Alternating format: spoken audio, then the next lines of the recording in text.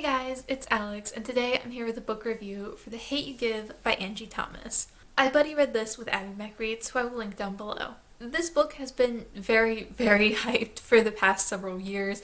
I think most people have either read it or at the very least heard a great deal about it. It's won numerous awards, as you can see by the cover. It's one of those books that has very much made the rounds, and I was a little bit late in reading it.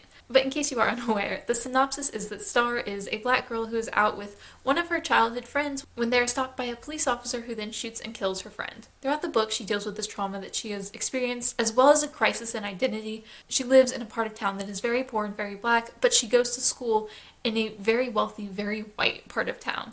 And she has two different personas for each location, for each group of friends. She doesn't generally like to mix them because she turns into two different stars in a way.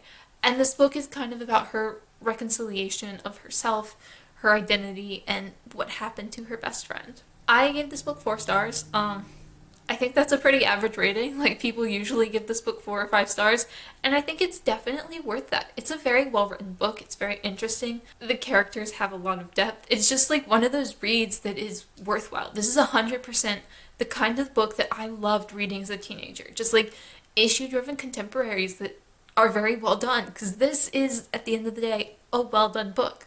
Honestly, the only negative that I really have to say about this book is how fast paced it was. And that was the reason it was a 4-star for me instead of a 5-star.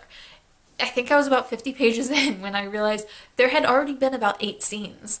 That's a lot. This book went by so fast. Each scene was only a couple of pages long. And I would blink and just 2 scenes would go by. I really wish it had slowed down a little more. It had taken some time to actually reflect in the moment instead of just having 3 or 4 scenes where one scene could have done the job. I found myself having to reread small sections because I would miss a detail because a scene would take place over 3/4 of a page and then they'd be off to something new, and it didn't really give you a whole lot of time to just sink into the story. Granted, I am someone who very much does prefer a very slow-paced book, so I think that's why this doesn't bother a lot of people, but I really just wish it had slowed down more, that it had taken its time and really allowed you to savor the books. I thought it was super well done. The other thing that kind of goes along with that is towards the ending, it definitely got more jumpy and disjointed for me. This kind of goes along with the fast-paced thing. At the end, she started skipping time, and I felt that didn't work as well for me. It didn't flow as naturally. It would be 5 weeks after the incident, 8 weeks after the incident, instead of just illustrating all the time in between. And I wish if she was going to do that, it just had a shorter timeline so it would feel more cohesive, because towards the end of the book, the last 100 pages or so, it went too fast, it went too jumpy, it felt very disjointed to me.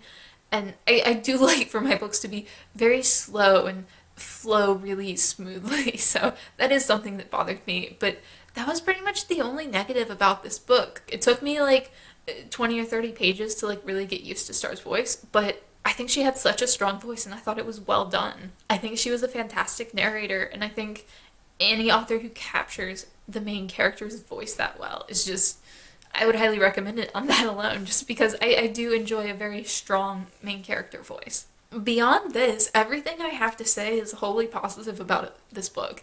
It was really worthwhile. I loved the characters in this. Especially the character of Star's father. I thought he was very well developed. I thought he had a very interesting story. Honestly, he's someone that I would read a book about him alone just because of how interesting he was for me. I really liked how his character in particular had really a subtle influence over everything that happened in the story, which makes sense for a YA book because he's Star's father. If a parent of a YA character is in their life, then they should have a subtle pressure over everything that happens in the book because they've raised this kid.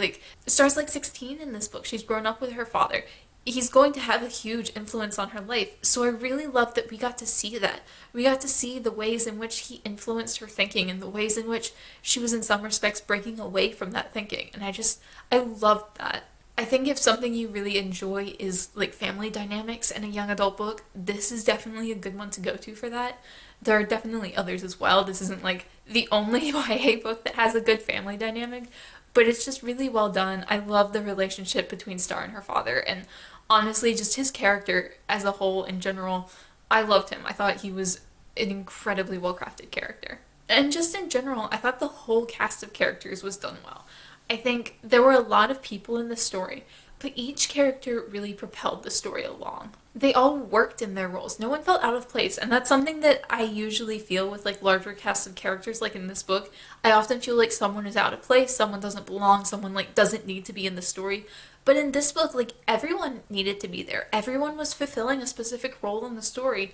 Everyone was working to push the story forward together, and it was just really well crafted. I really enjoyed that.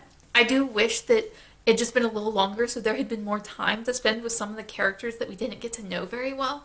Like, I really wish there'd been more time for especially Kenya and Seven, who Seven was her half-brother and Kenya was Seven's half-brother. And I really liked the dynamic between the three of them, but there just was not that much time for the three of them together because so much of the story was just focused on the shooting and focused on Star's relationship with both her boyfriend and her father. And that was like a good half the book right there. So that just some of the characters fell a little bit on the wayside. And I kind of feel that way about Sarah Dessen's book sometimes. Although with Sarah Dessen, I do feel like there's a lot of excess. Whereas in this book, I just wish there had been a little more time. But all the characters were really interesting. And I love the conflict that was created by Star's two worlds. Because she is friends with people who are very, very different. She's friends with the wealthy white people from her school who live in very affluent suburbs who won't even visit her at her home because they consider it to be in the ghetto. And then, of course, she has her friends from home who grew up the same way she grew up, who have a lot of the same background as she does, who she kind of relates to more in some ways, who don't always accept her because she goes to this school. And I just thought that was really interesting. I thought it was really well done. I like the identity crisis she has in this book. And I mean, calling it an identity crisis is kind of strong, but a lot of the book really is about Starr discovering who she is, discovering who the real her is, and how she doesn't have to put on a persona to be around her friends. And I thought, I love that. That's honestly one of the things I love so much about YA is that characters spend a lot of the book figuring out who they are and who they want to be.